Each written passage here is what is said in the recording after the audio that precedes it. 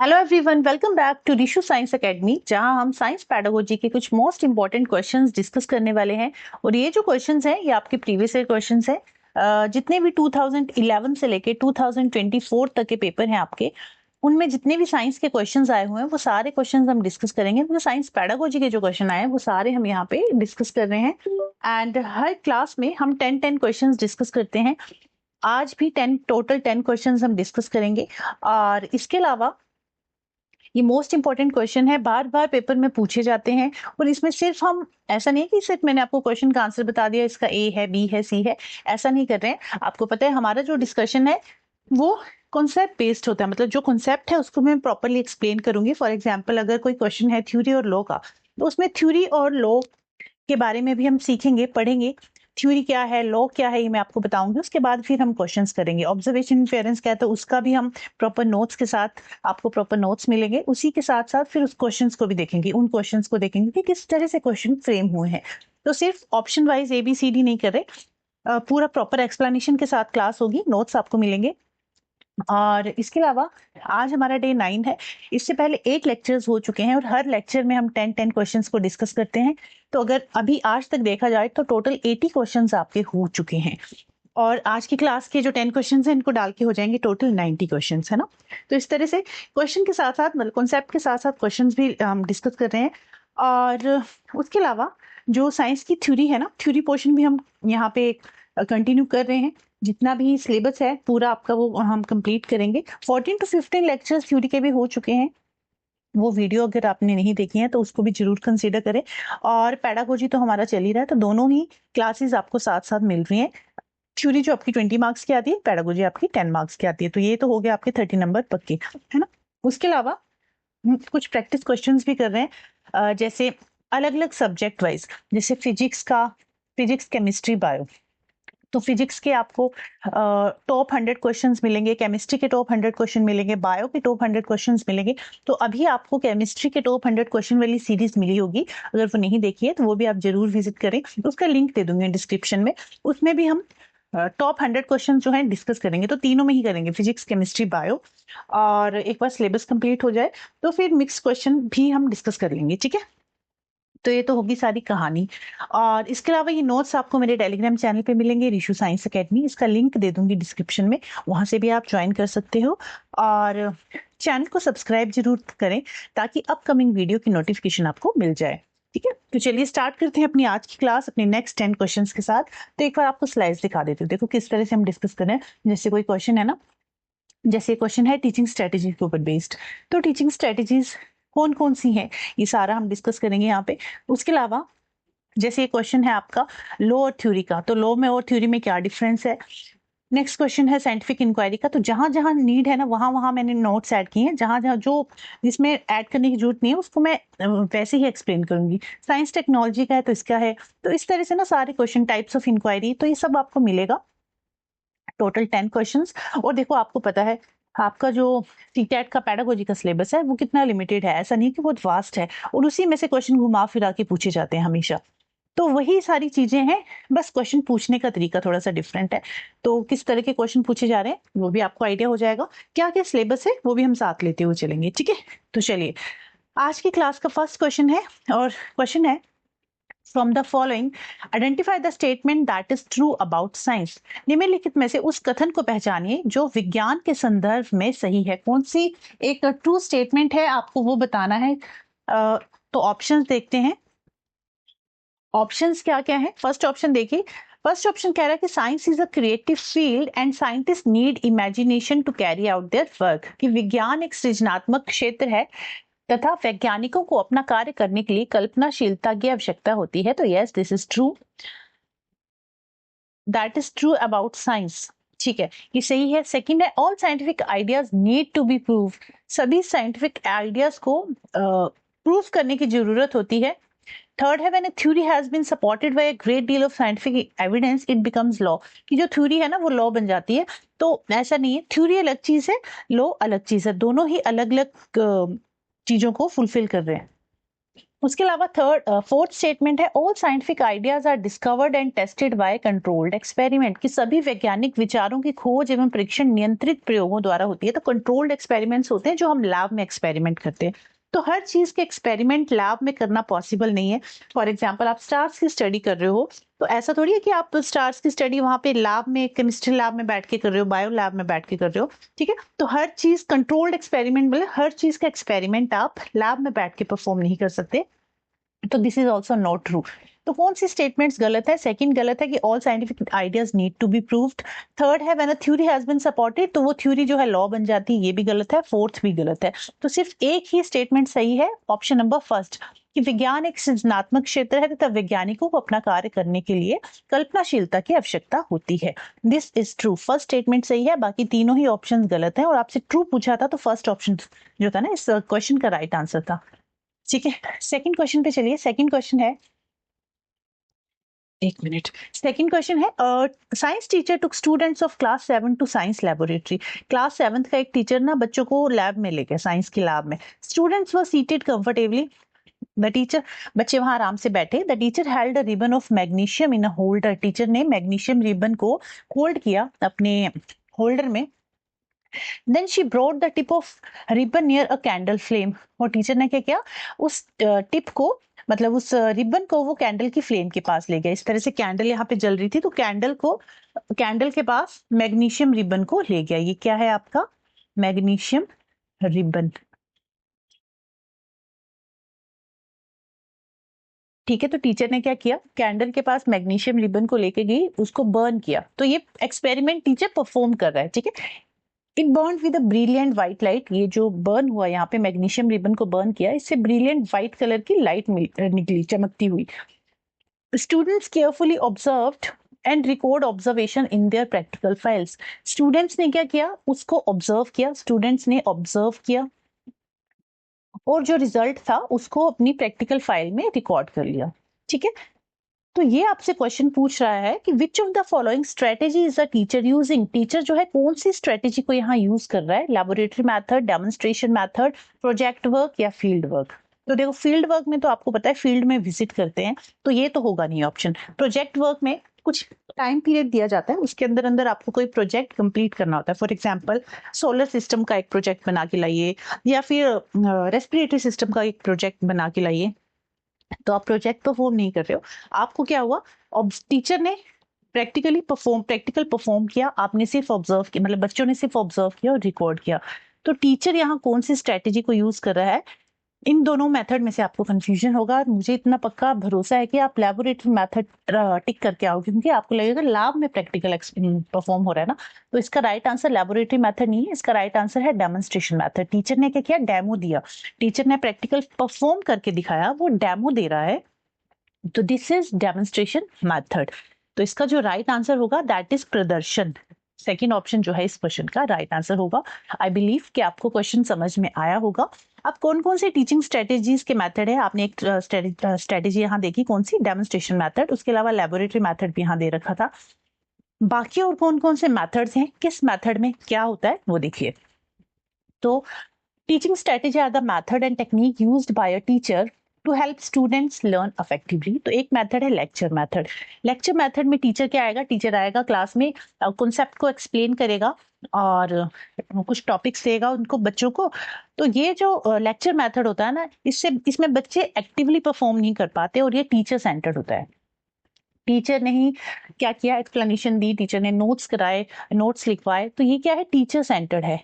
This is teacher centred method. और इसमें जो बच्चे होते हैं, स्टूडेंट्स में बिकम पैसिव लर्नर, उसमें एक्टिव लर्नर नहीं होता, बच्चा पैसिव लर्नर होता है।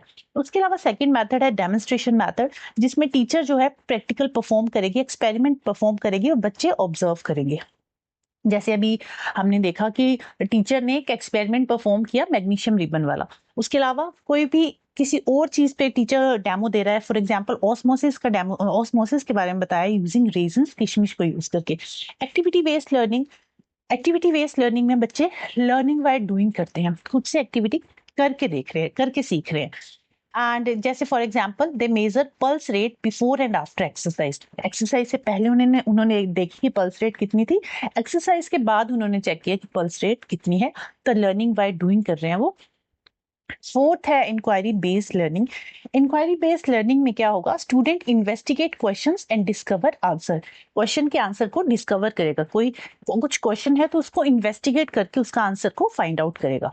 किसमें, इंक्वायरी बेस्ड लर्निंग में। For example why do leaves appear green, तो बच्चा इस चीज का आंसर डिस्कवर करेगा, प्रैक्टिकल परफॉर्म करके देखेगा कि why do leaves appear green. उसके अलावा प्रोजेक्ट मेथड में एक प्रोजेक्ट दिया जाता है, इस पर्टिकुलर टाइम में आपको प्रोजेक्ट कंप्लीट करके लाना है। For example preparing A model of human digestive system. Next method है कोऑपरेटिव लर्निंग। कोऑपरेटिव लर्निंग में बच्चे ग्रुप्स में काम करते हैं।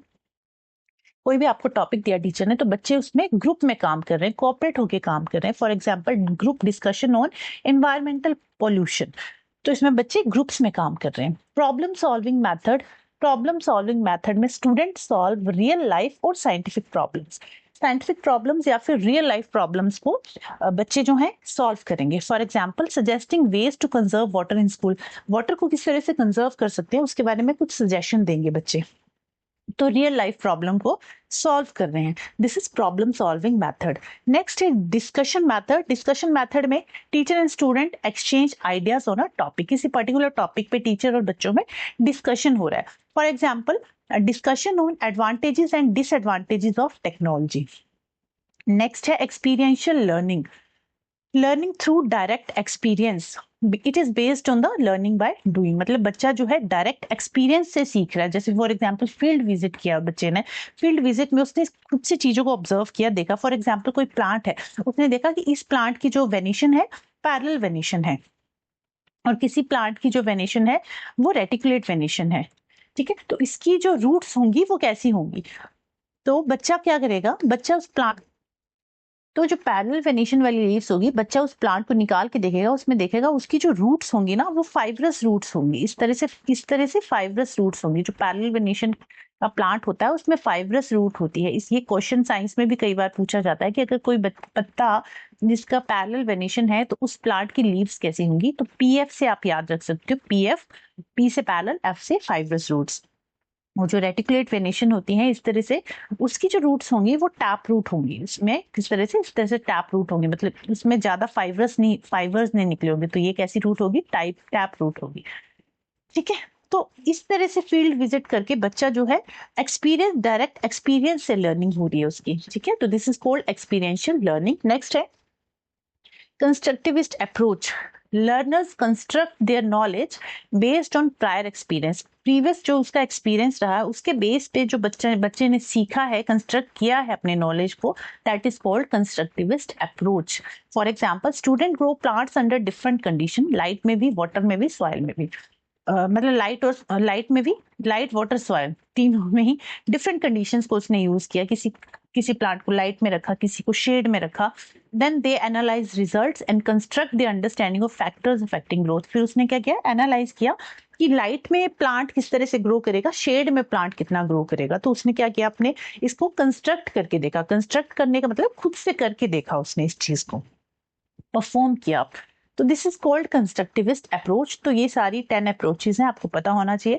उसके यहाँ पे आपको एक टेबल फॉर्म में भी मैंने दे रखा है। लेक्चर मेथड जो है वो टीचर सेंटर्ड मेथड होता है। डेमोन्स्ट्रेशन मेथड में लर्निंग बाय ऑब्जर्वेशन हो रही है। एक्टिविटी बेस्ड लर्निंग में लर्निंग बाय डूइंग हो रहा है। इंक्वायरी बेस्ड में लर्निंग थ्रू क्वेश्चनिंग हो रहा है। प्रोजेक्ट मेथड में learning through projects. Cooperative learning in groups. Problem solving method में लर्निंग थ्रू सॉल्यूशंस। डिस्कशन में लर्निंग थ्रू इंटरेक्शन।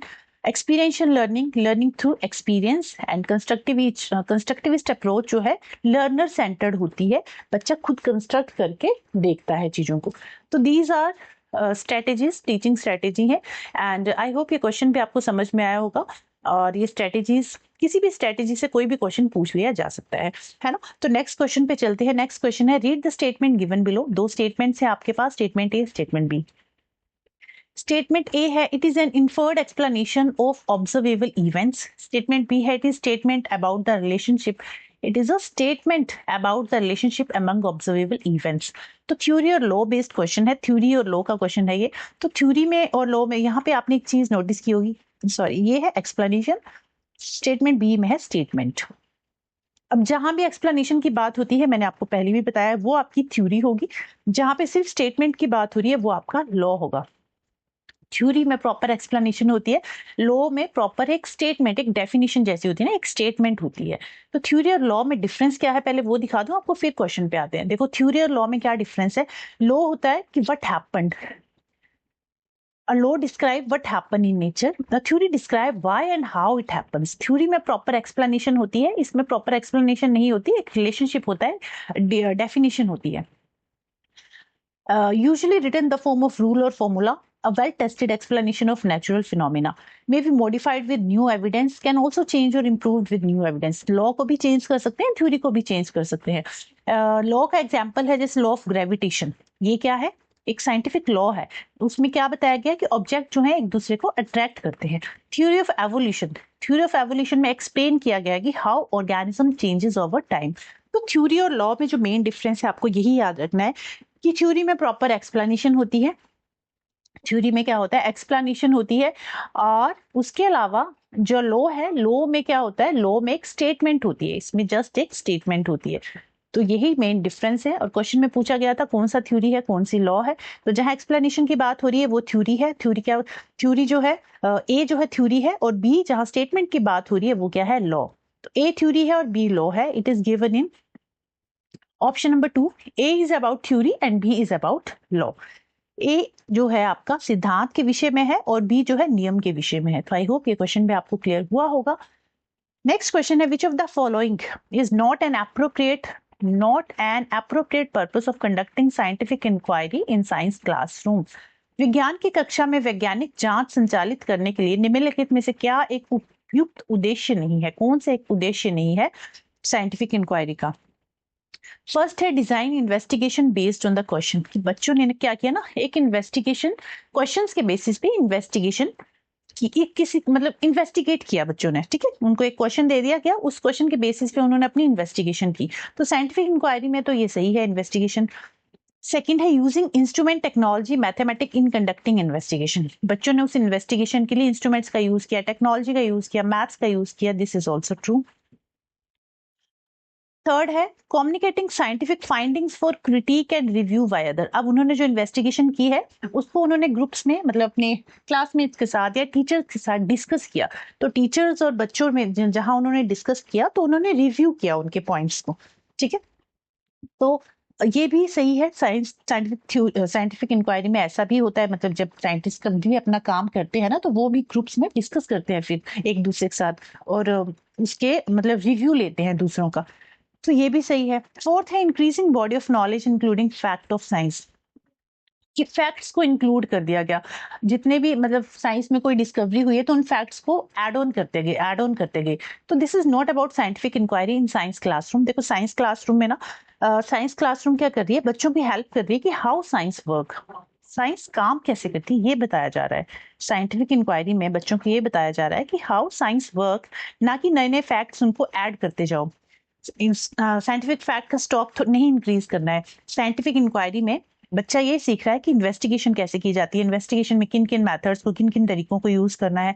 उसके बाद जब साइंटिफिक इंक्वायरी में ये भी देखा जाता है कि जब कोई भी काम किया जाता है तो उसको रिव्यू किया जाता है दूसरों के द्वारा।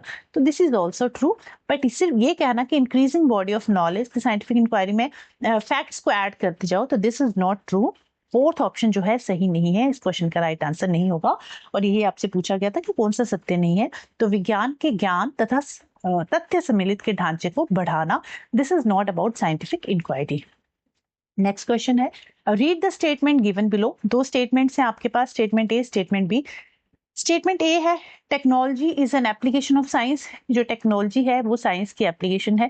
It develop one since science concepts are discovered, science के कॉन्सेप्ट्स को डिस्कवर करते हैं उसके बाद उसको अप्लाई किया जाता है, उसको कहते हैं टेक्नोलॉजी। मतलब साइंस में आपने किसी चीज को, आपने उस नॉलेज को गेन किया, ठीक है, नॉलेज आपको पता चला कि इस चीज में WLEDGE। आपको पता चला कि साइंस में कोई भी चीज किस तरह से काम करती है, आपको उस चीज का नॉलेज मिला। टेक्नोलॉजी में क्या होता है, उस नॉलेज को आप अप्लाई करते हो, टेक्नोलॉजी में नॉलेज को अप्लाई कर रहे हो, apply that knowledge, that is called technology, apply knowledge. तो क्या डिफरेंस है साइंस और टेक्नोलॉजी में? साइंस में आपने नॉलेज गेन किया, टेक्नोलॉजी में उस नॉलेज को आपने अप्लाई किया। तो दिस इज अबाउट साइंस और नॉलेज। एंड फर्स्ट स्टेटमेंट थी कि technology is an application of science, it develop one science concepts are discovered, this is true. Second है technology can advance on its own, कि technology जो है स्वयं ही उन्नति कर सकती है, तो this is not true. Science जो टेक्नोलॉजी है it is based on science, science के ऊपर डिपेंडेंट है, अपने आप से उन्नति अकेली ही उन्नति नहीं करेगी। तो सेकंड स्टेटमेंट आपकी गलत है। तो इसमें जो राइट ऑप्शन है that is A is true and B is false, A is true and B is false, option number third में गिवन है, राइट आंसर होगा ए सत्य है, बी असत्य है। तो साइंस और नॉलेज में, साइंस और टेक्नोलॉजी में आई होप आपको डिफरेंस समझ में आया होगा। साइंस क्या है, किसी चीज को हम सीख रहे हैं, नॉलेज गेन कर रहे हैं, दैट इज साइंस। उस नॉलेज को हम अप्लाई कर रहे हैं, दैट इज टेक्नोलॉजी। यहाँ मैंने मेंशन भी कर रखा है साइंस और टेक्नोलॉजी का डिफरेंस। साइंस क्या है, it is a organized body of knowledge obtain through observation, experimentation के थ्रू जो उस नॉलेज को गेन किया है, ऑब्टेन किया है, वो क्या है, साइंस है। Science discover knowledge.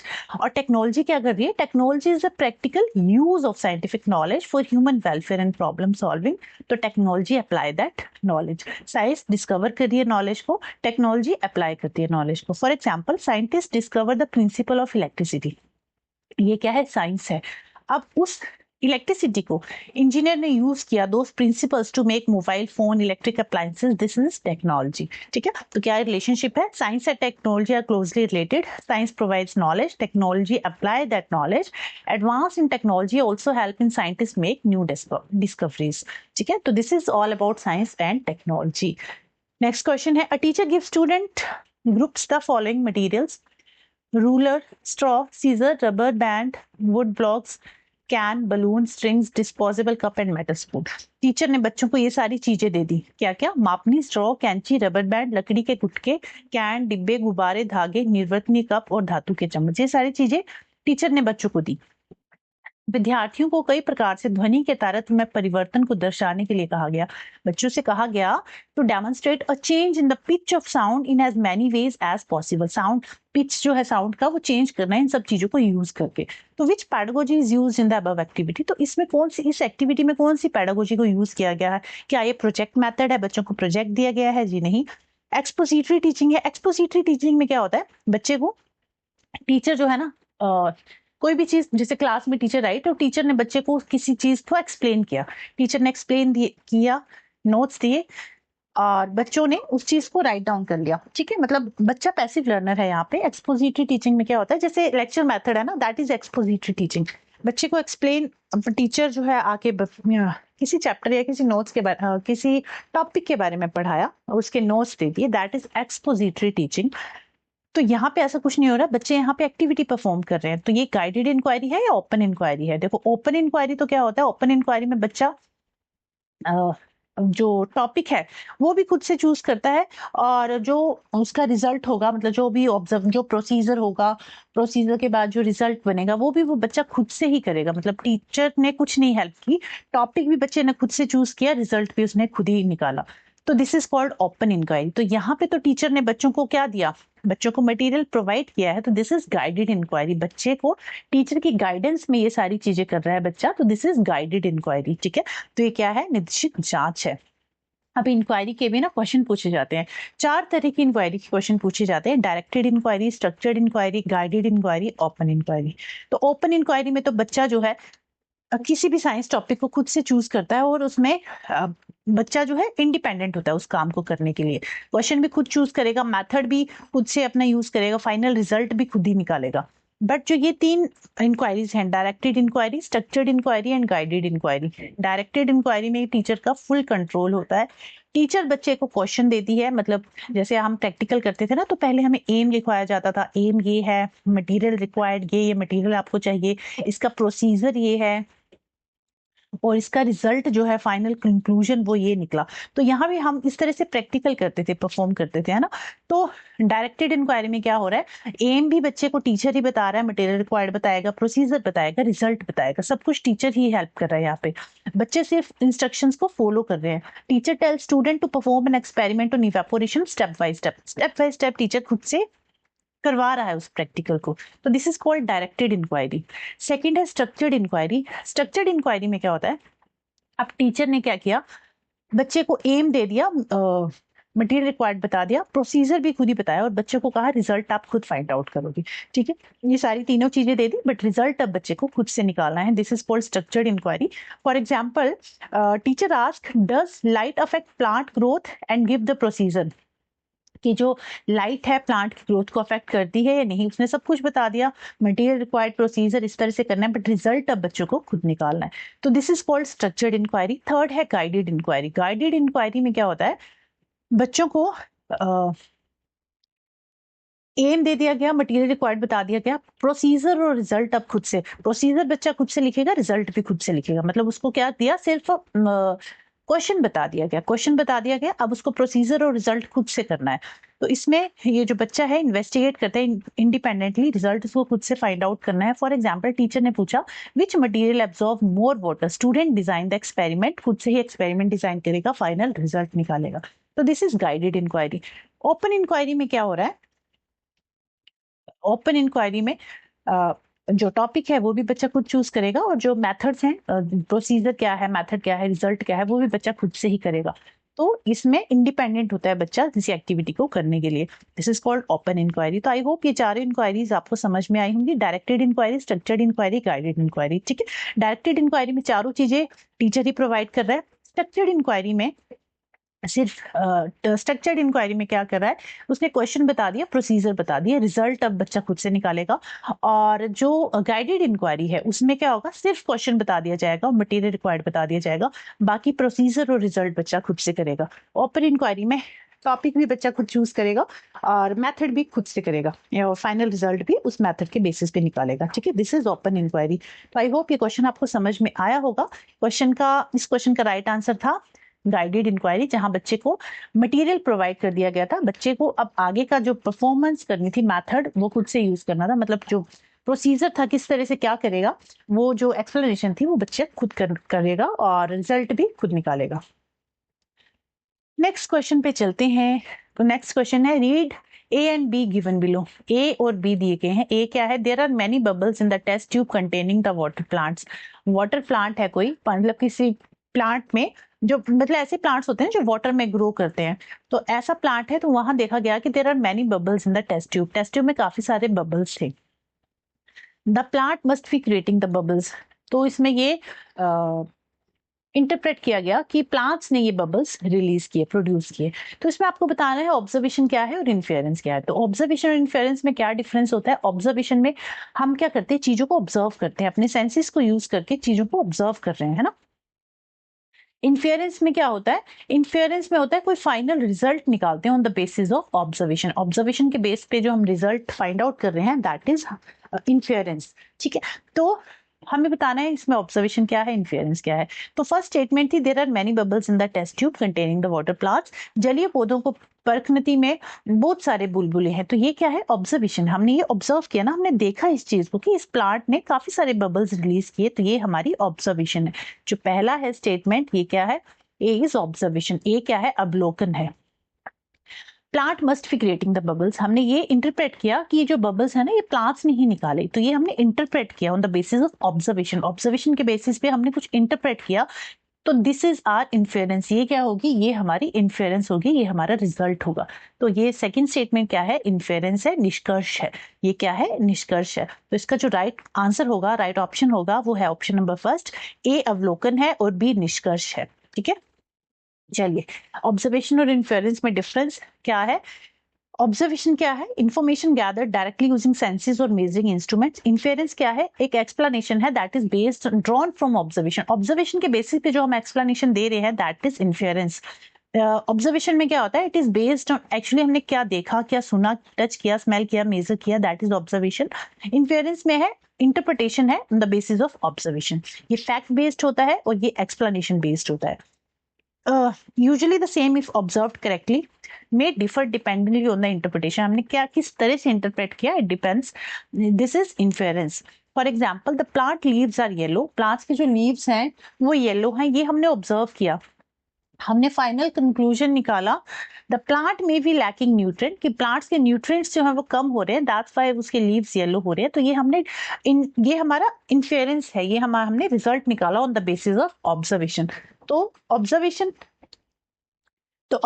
इन्फेरेंस में आपको सिर्फ इतना याद रखना है, ऑब्जर्वेशन क्या है, जहां हम चीजों को ऑब्जर्व कर रहे हैं, अपने सेंसेस को यूज कर रहे हैं, वो हमारा ऑब्जर्वेशन है। इन्फेरेंस क्या है, ऑब्जर्वेशन के बेसिस पे जो हमने फाइनल कंक्लूजन निकाला, जो फाइनल रिजल्ट निकाला, that is are in observation. बस आपको इतना याद रखना है और कुछ याद नहीं रखना, ठीक है। तो क्वेश्चन आई होप आपको क्लियर हो गया होगा कि ऑब्जर्वेशन क्या है और इन्फेरेंस क्या है। नेक्स्ट क्वेश्चन पे चलते हैं। नेक्स्ट क्वेश्चन है, which of the following is an example of integrated process skill. कौन सा एक एग्जाम्पल है इंटीग्रेटेड प्रोसेस स्किल्स का। देखो, आपने प्रोसेस स्किल्स पढ़ी है, मैंने आपको बताया था प्रोसेस स्किल्स क्या है, बट इंटीग्रेटेड प्रोसेस स्किल्स के बारे में अभी तक हमने नहीं पढ़ा। जो बेसिक प्रोसेस स्किल्स हैं वो हमने पढ़ी हैं। बेसिक प्रोसेस स्किल्स क्या थी, जैसे ऑब्जर्वेशन था, क्लासिफिकेशन था, मेजरमेंट थी, प्रिडिक्टिंग था, कम्युनिकेशन था। वो ये सारे जो स्किल्स है ना, ये क्या है, बेसिक प्रोसेस स्किल्स है।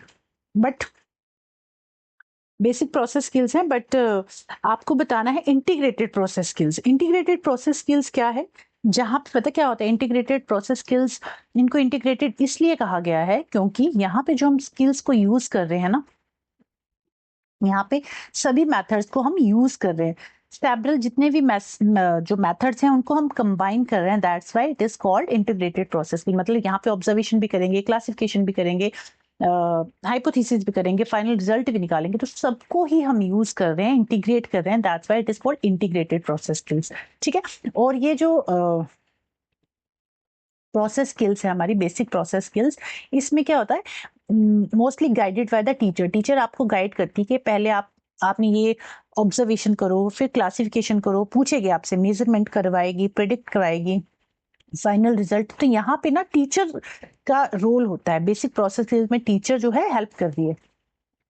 बट ये इंटीग्रेटेड प्रोसेस स्किल जो होती है, ये इसमें स्टूडेंट जो है इंडिपेंडेंटली काम करता है, स्टूडेंट इंडिपेंडेंटली काम कर रहा है। और यहाँ पे आपने क्या किया ना, उन स्किल्स को आपने कुछ डेटा कलेक्ट किया, कुछ इन्फॉर्मेशन आपने कलेक्ट की, ठीक है। आपने क्या किया, इन्फॉर्मेशन कलेक्ट की, कहाँ पे, बेसिक प्रोसेस स्किल्स में इंफॉर्मेशन कलेक्ट की by using observation, classification, measurement, predicting and communication. इन सब मेथड्स यूज करके आपने एक इंफॉर्मेशन कलेक्ट की बेसिक प्रोसेस स्किल्स में। इंटीग्रेटेड प्रोसेस स्किल्स में इसी इंफॉर्मेशन को आप यूज करोगे और खुद से एक्सपेरिमेंट परफॉर्म करके देखोगे। तो this is integrated process skill, ठीक है। आई होप इन दोनों का डिफरेंस आपको समझ में आया होगा। बेसिक प्रोसेस स्किल्स में इंफॉर्मेशन कलेक्ट की हमने, इसमें टीचर हमारी हेल्प करती है। इंटीग्रेटेड प्रोसेस स्किल्स में अब आप क्या करोगे, इस इंफॉर्मेशन के बेसिस पे, जो आपने कलेक्ट किया है इंफॉर्मेशन को, इसके बेसिस पे आप एक्सपेरिमेंट परफॉर्म करके देखोगे और इन सभी मेथड्स को कंबाइन करके एक्सपेरिमेंट परफॉर्म करोगे। तो this is integrated process skills, ठीक है। तो बेसिक प्रोसेस स्किल्स क्या, सिंपल साइंटिफिक स्किल्स है। इंटीग्रेटेड प्रोसेस स्किल जो है एडवांस साइंटिफिक इंक्वायरी स्किल्स हैं। ये पहले लर्न करते हो, आप सीखते हो, developed after basic skill. Basic skills के बाद ही ये डेवलप होंगी, क्योंकि आपने इन्फॉर्मेशन कलेक्ट की, उसके बाद ही आप एक्सपेरिमेंट परफॉर्म कर रहे हो।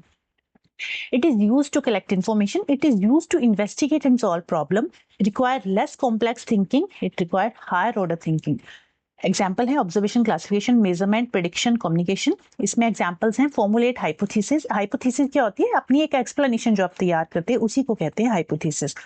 आइडेंटिफाइंग वेरिएबल्स, वेरिएबल्स आपने आइडेंटिफाई किए कि क्या क्या वेरिएबल्स हैं। जैसे अगर आप प्लांट का कोई प्लांट को की ग्रोथ आप चेक कर रहे हो, कितना ग्रो किया, या फिर आप ये चेक कर रहे हो कि प्लांट की ग्रोथ को फर्टिलाइजर ने कितना अफेक्ट किया, तो इसमें जो आप वेरिएबल्स यूज करोगे, वाटर या फर्टिलाइजर वगैरह जो यूज कर रहे हो, वो हो गया आपके आइडेंटिफाइंग, वो हो गया आपके वेरिएबल्स। डिजाइन, एक्सपेरिमेंट किया। Interpret data, draw conclusion, final जो रिजल्ट होगा वो निकालोगे, ठीक है। तो this is integrated process skills. Basic process skills में आप इंफॉर्मेशन कलेक्ट कर रहे हो, इंटीग्रेटेड प्रोसेस स्किल्स में इन सभी मेथड्स को यूज करके आप एक्सपेरिमेंट परफॉर्म कर रहे हो। This is integrated process skill. I hope question दोनों का डिफरेंस आपको समझ में आया होगा। अब क्वेश्चन पे आइए। क्वेश्चन था, निम्नलिखित में से कौन समकालिक प्रक्रिया कौशल का एक उदाहरण है? फर्स्ट है measuring the volume of lungs. Volume, lungs का जो वॉल्यूम है वो आपने मेजर किया, ठीक है। तो ये तो बेसिक प्रोसेस स्किल्स हुई, आप मेजरमेंट कर रहे हो, बेसिक प्रोसेस स्किल्स हुई। इसमें इंटीग्रेटेड प्रोसेस स्किल में सभी मेथड्स को आप कंबाइन करके यूज कर रहे हो, है ना। सेकंड है estimate the distance between the class and the canteen in school. क्या क्लास और कैंटीन के बीच का कितना डिस्टेंस है वो आपने एस्टिमेट किया। तो इसमें भी आपने एक ही मेथड को यूज, एक ही प्रोसेस स्किल को यूज किया। थर्ड है predicting the growth of a plant during fourth week based on data recorded for previous 3 weeks. पिछले 3 हफ्तों में आपने जो डेटा रिकॉर्ड किया है उसके बेसिस पे प्लांट की ग्रोथ को आप प्रिडिक्ट कर रहे हो फोर्थ वीक में on the basis of previous 3 weeks, ठीक है। यहाँ पे पूर्व 3 सप्ताहों पर रिकॉर्ड किए गए आंकड़ों के आधार पर चौथे सप्ताह के दौरान पौधे की वृद्धि का पूर्वानुमान लगा रहे हो आप। सो दिस इज, यहाँ पे क्या है, ये जो है ना इंटीग्रेटेड प्रोसेस के, इसमें सिर्फ आप एक मेथड यूज नहीं कर रहे हो, इसमें आप प्रिडिक्शन कर रहे हो, इसमें आप डेटा रिकॉर्ड कर रहे हो, प्रैक्टिकल परफॉर्म करके देख रहे हो, फाइनल रिजल्ट निकालोगे। तो ये जो थर्ड मेथड है ना, ये इंटीग्रेटेड प्रोसेस स्किल है जहाँ पे सभी मेथड्स को आप यूज कर रहे हो। फोर्थ है manipulating temperature record observation to find out how fermentation of yeast is affected by temperature. आपने टेम्परेचर को मैनिपुलेट करके ऑब्जर्वेशन को रिकॉर्ड किया, आपने सिर्फ ऑब्जर्वेशन को रिकॉर्ड किया। तो this is also not integrated process skill, ये भी एक बेसिक स्किल है। इंटीग्रेटेड प्रोसेस स्किल है option number third, predicting the growth of a plant during the fourth week based on data recorded for previous 3 weeks. आपने कोई plant को grow किया है, उस प्लांट की ग्रोथ को आप हर हफ्ते मेजर कर रहे हो, चेक कर रहे हो, उसके बेसिस पे फाइनल कंक्लूजन निकालोगे कि जो प्लांट की ग्रोथ है वो कितनी हुई फोर्थ वीक तक।